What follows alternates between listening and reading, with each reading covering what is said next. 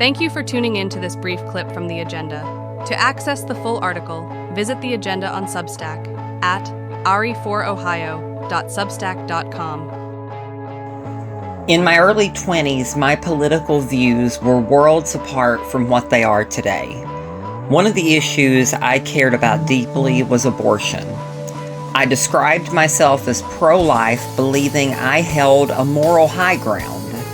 But beliefs evolve when challenged by new perspectives, experiences, and evidence.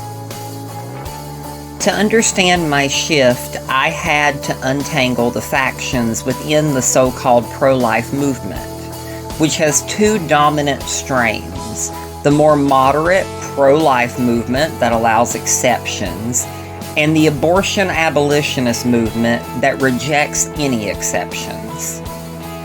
Many may be surprised to learn that abortion wasn't always the divisive issue it is today among evangelicals. Before the 1970s, many viewed life as beginning at birth, not at conception. But after desegregation battles, abortion became the rallying cry for white evangelicals. All right, if you joined us late, we have just learned as of today, this afternoon, that there's no more ban on interracial dating at Bob Jones University. How about some other things before we get into the political? Reshaped by leaders like Jerry Falwell to unite voters under the moral majority. Ironic foreshadowing there, because there were, of course, several critics of the ruling, mostly from Southern segregationist states. One of the most vociferous critics of that decision, even years later, was this man, Jerry Falwell, one of the most prominent leaders of the evangelical movement in America. This is a little bit of a sermon that he gave to his congregation in Lynchburg, Virginia, years after that ruling was rendered. Quote, "If Chief Justice Warren and his associates had known God's word and had desired to do the Lord's will, I am quite confident that the 1954 decision would never have been made. The facility should be separate. When God has drawn a line of distinction, we should not attempt to cross that line. The true Negro does not want integration.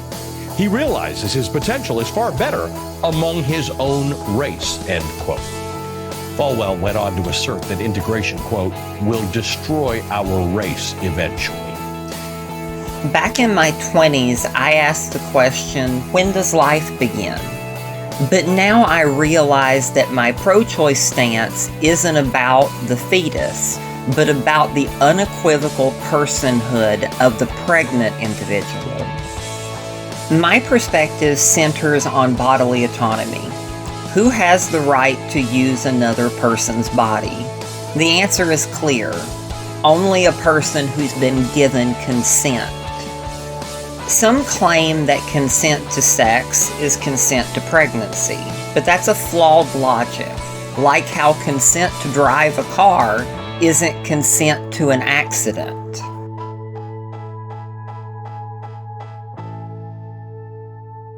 Investigative journalists with ProPublica report a third Texas woman has died as a result of the state's abortion ban.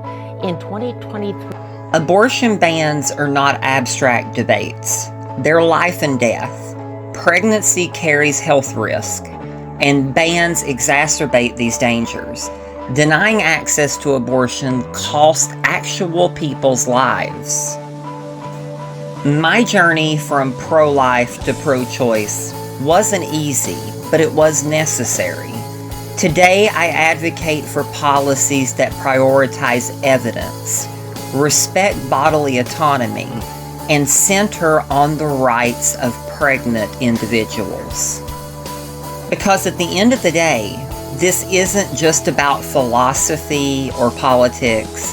It's about real people, their lives, and their choices.